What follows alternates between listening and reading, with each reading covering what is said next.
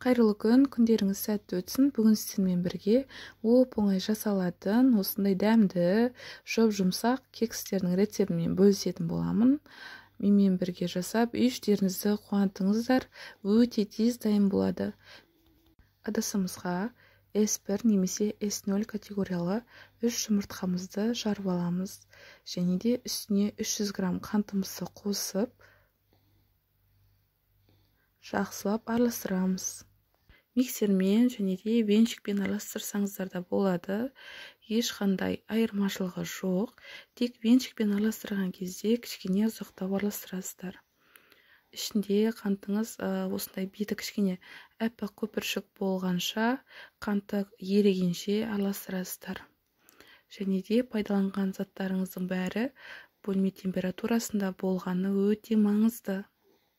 20%-лық 230 грамм қаймағымызды және де 170 грамм жылы сүтімізді құямыз. Жақсылап араластырамыз.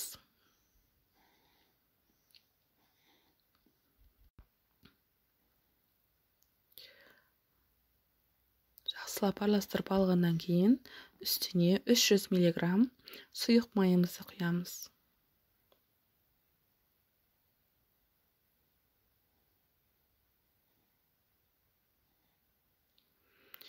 500-550 грамм ұнымызды саламыз. Бір пачка қопсытқышымызды саламыз. Және де осы массаны тағы да араластырамыз.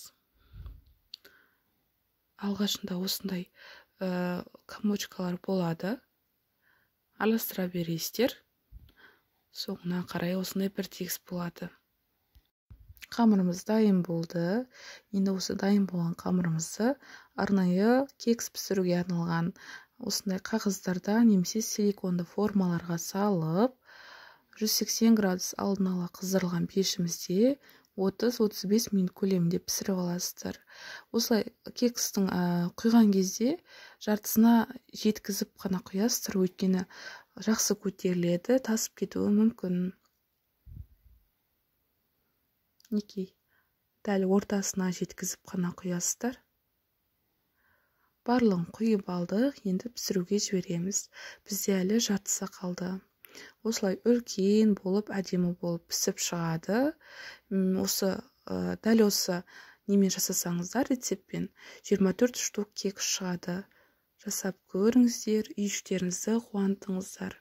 Өте дәмді болып шығады, ас болсын.